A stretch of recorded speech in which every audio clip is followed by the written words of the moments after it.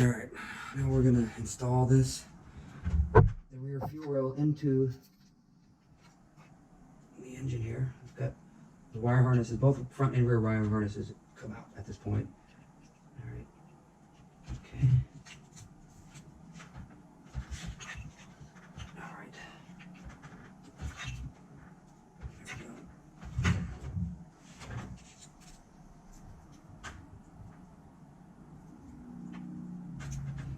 Do this by hand at first.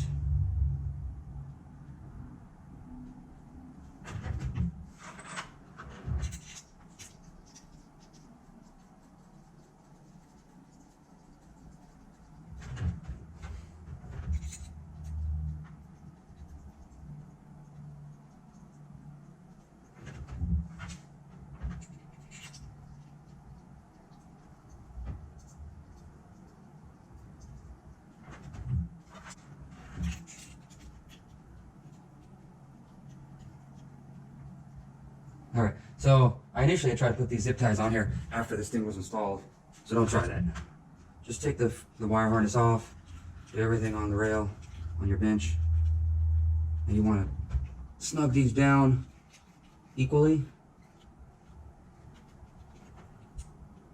from end to end, so they're seated. Okay.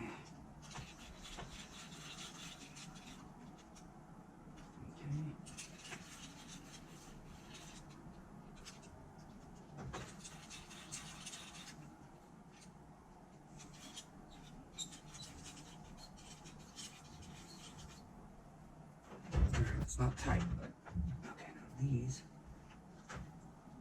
Now I'm spinning them facing this way. Okay.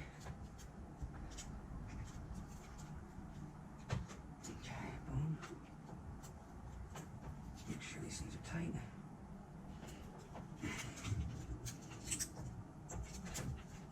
Let me look at my photograph here that I took. I will now proceed to cut these off. I'm going to get down as close as possible. So.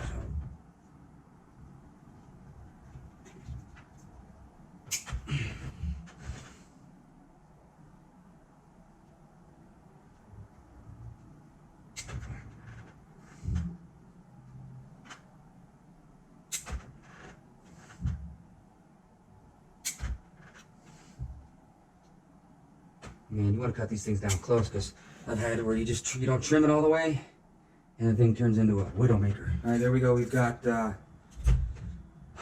zip ties cut, trimmed, and I went with just straight 90, only because I have this really long extension.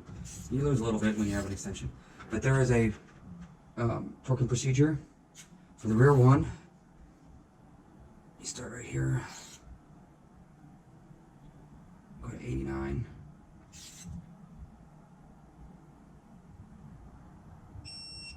One.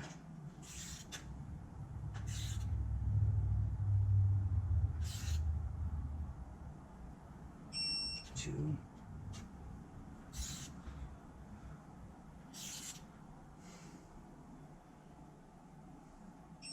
Three.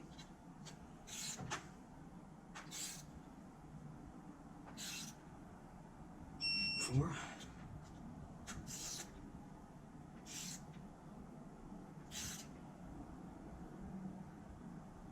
5.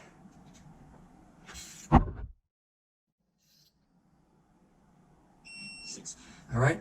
Then they also tell you to go an additional 45 degrees. All right. 45 degrees in the same torquing sequence. Now, when you're doing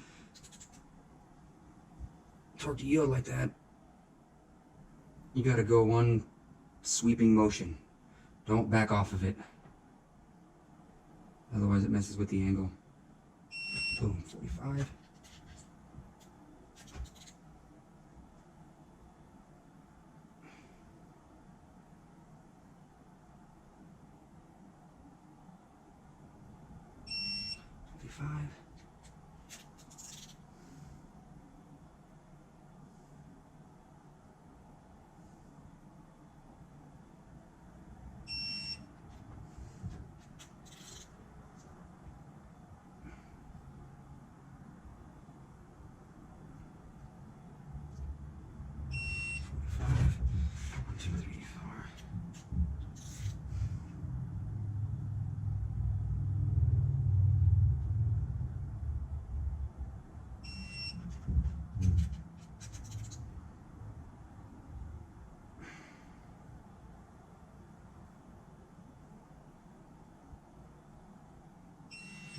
Boom. All right, now we're gonna attempt to install the front fuel rail. The new injector's installed. This is a really tight fit, you guys.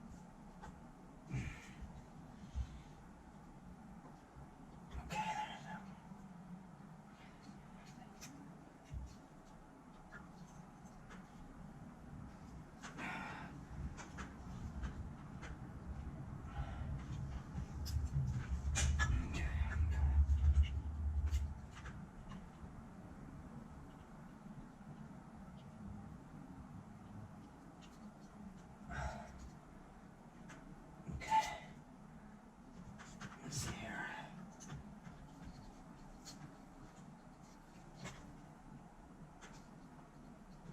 Come on. This is a really, really tight fit, guys. It's not easy. Man, I can't even see what you're doing. I might be doing this wrong. Okay.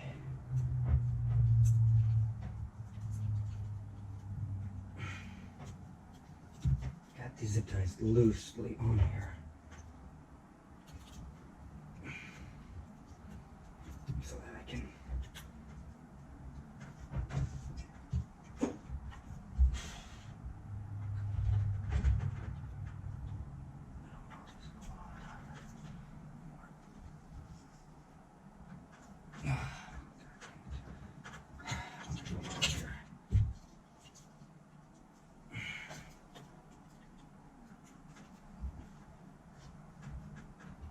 well,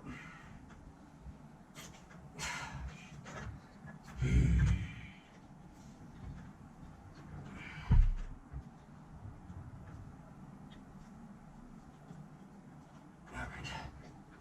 This is not working out.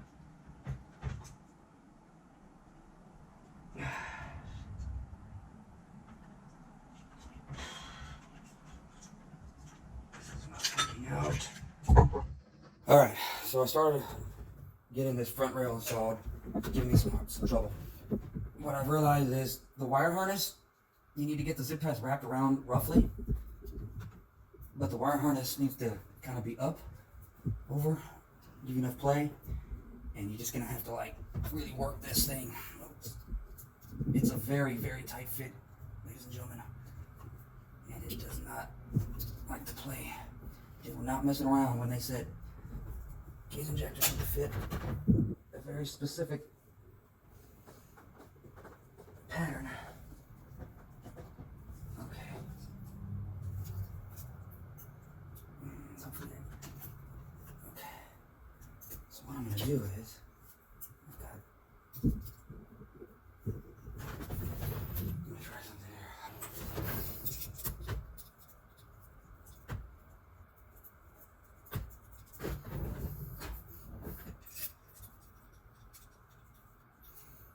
Get these things in here. Threads, finger tight, or whatever. I need a finger tight, but there's a couple threads.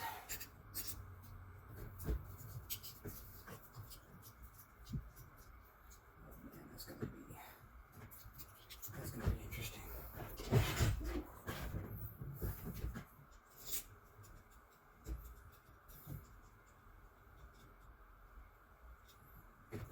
These middle two are just gonna have to go on just enough thread so that you know you got it in there engaged.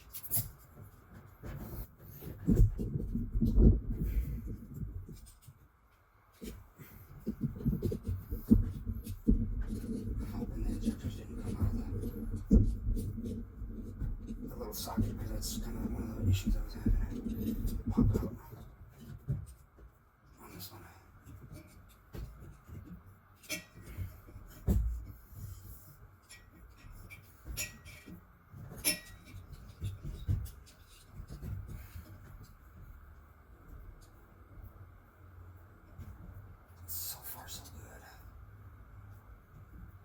doing the ends of this thing.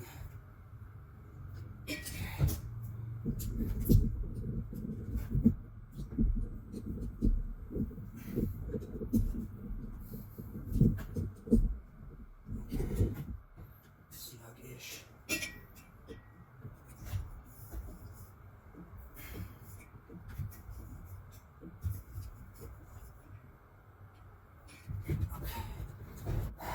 Now, the zip ties are loose. Let's see if we can't get this. Let me pull these screws out, these bolts out.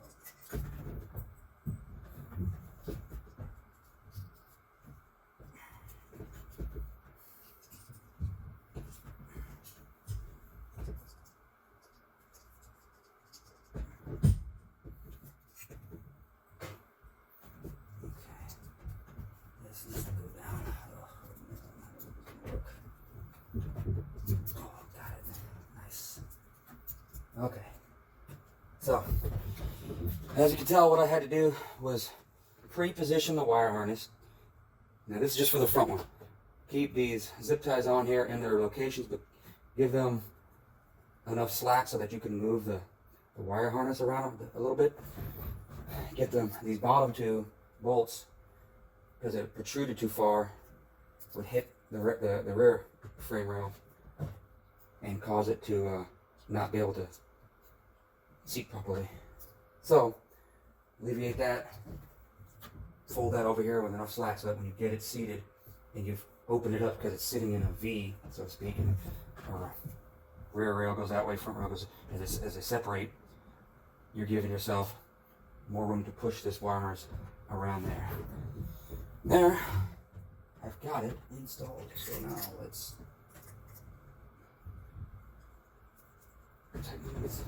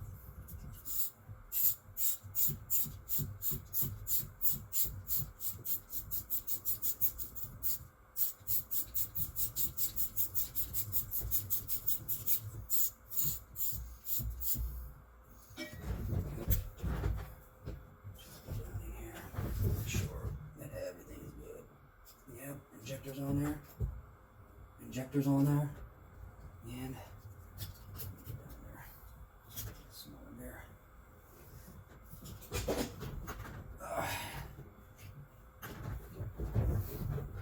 And injectors on there. Now, tighten these zip ties.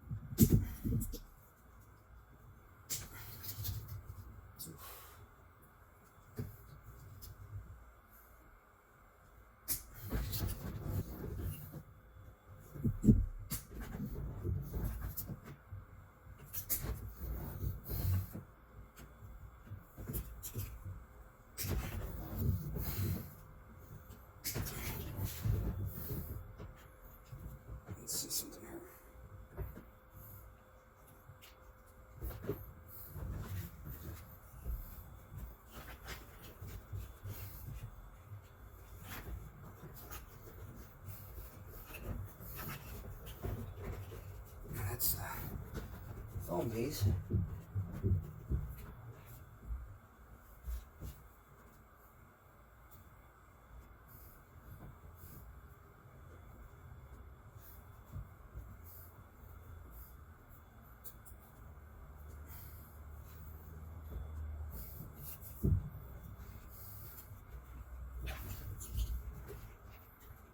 Nice.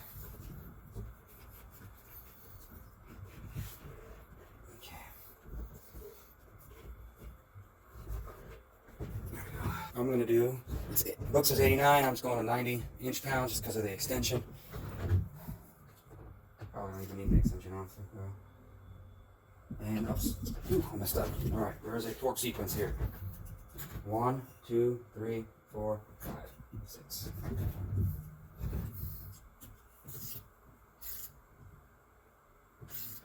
Basically inside and out in the spiral form.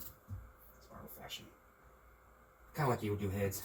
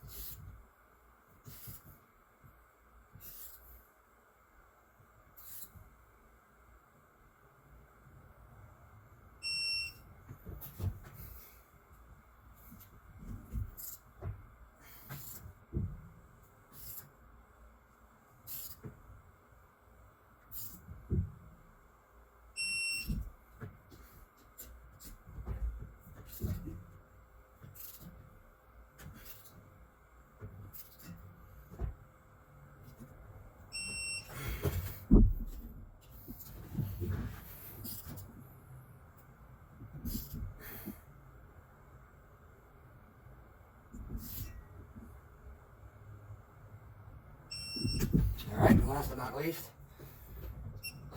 we're going 45 degrees. Same torque sequence.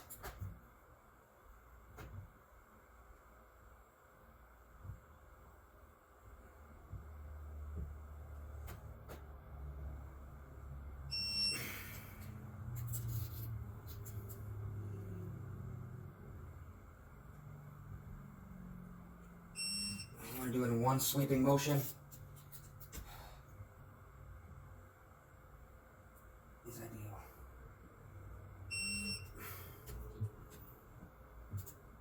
So give yourself enough room to make that 45-degree sweep.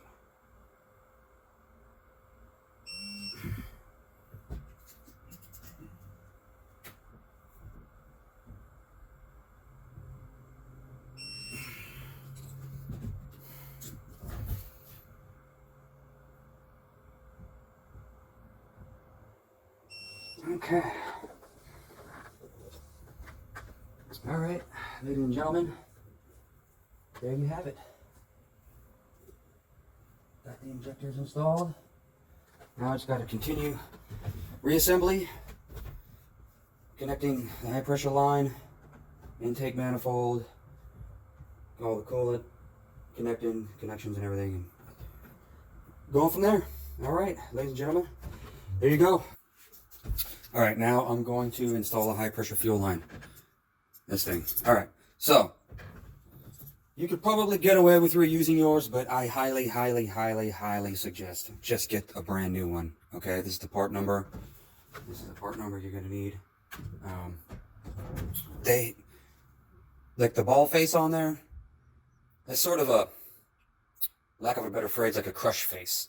It'll when you torque this thing down, it will mate to the socket that it's sitting in.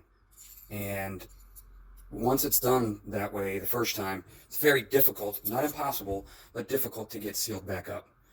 That's why I say, because maybe if you're doing it up here, you might be able to get away with it. But if you're connecting everything down there, got everything done together, and you realize with everything on top of it that you've got a leak because you don't have these torqued down enough, it's just going to be a nightmare for you. So I recommend just getting a brand new one. That will remove any doubt that at least is any sort of issue. So get yourself a brand new. Actually, in the book, these are one-time use. You know, those of us that upgrade our high pressure fuel pumps and just reuse the existing connection, sure, we've gotten away with it, but you connect and disconnect that enough times, it gets more and more difficult to seal up. Some of you might be able to attest it was a pain in the butt to seal this thing up right. And one of the reasons why is because you're reusing what Ford says is a one-time use item. So anyway, that's what we're doing. So getting rid of these little nipple covers on here.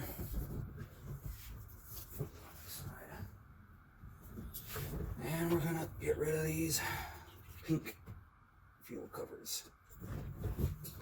So I'm gonna do this loosely because those of you who have an aftermarket high pressure fuel pump also know that it is a pain in the butt to get it installed, because I'm just gonna get these things very loosely installed.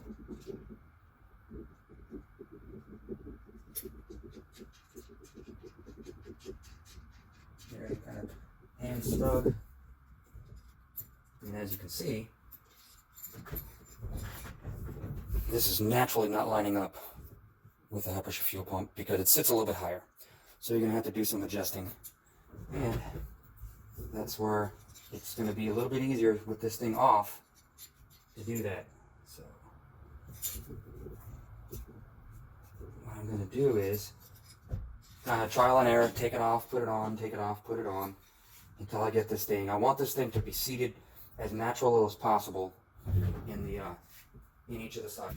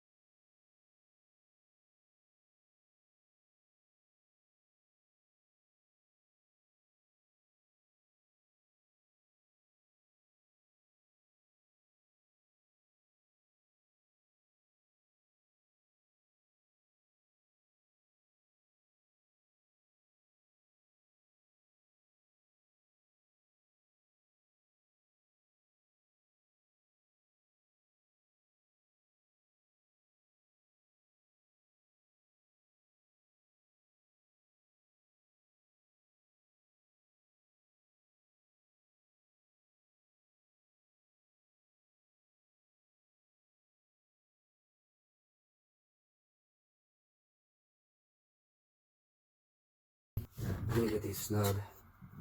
I'm not gonna torque them just yet. Okay. I want to make sure that these things. Okay.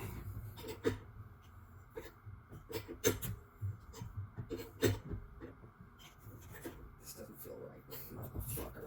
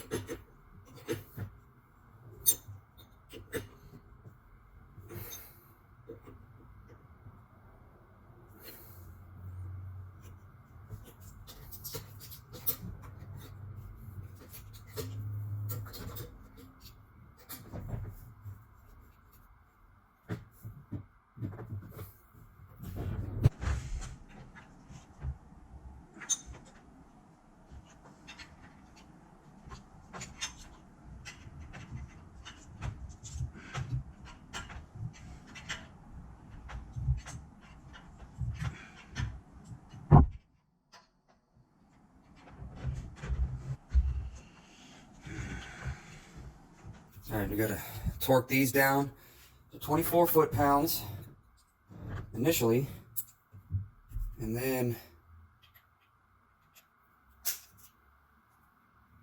wait 10 minutes, and then another 24 foot-pounds. So, using a claw. Remember, when you're doing this, you gotta keep this. If you're ever doing something like this on a torque wrench, you keep this thing 90 degrees from there, and you maintain the torque value. Just remember that. So.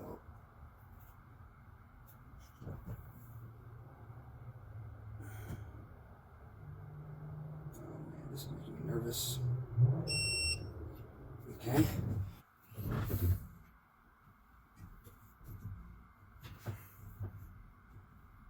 Okay, let's put it here.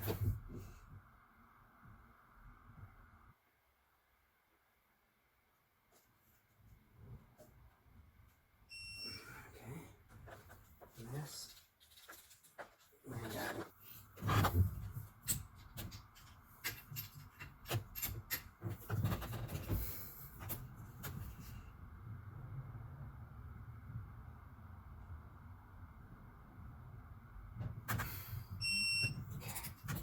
Alright, now we're going to wait 10 minutes. Second torque step. I already did this one and that one off camera, so remember just keeping these things 90 degrees, that crow's foot.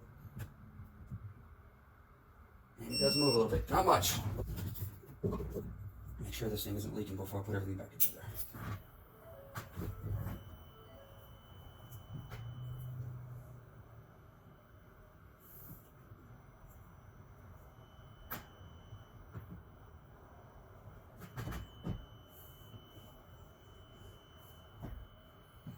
I don't know if this is a really good test or not, but I don't have any leaks right now.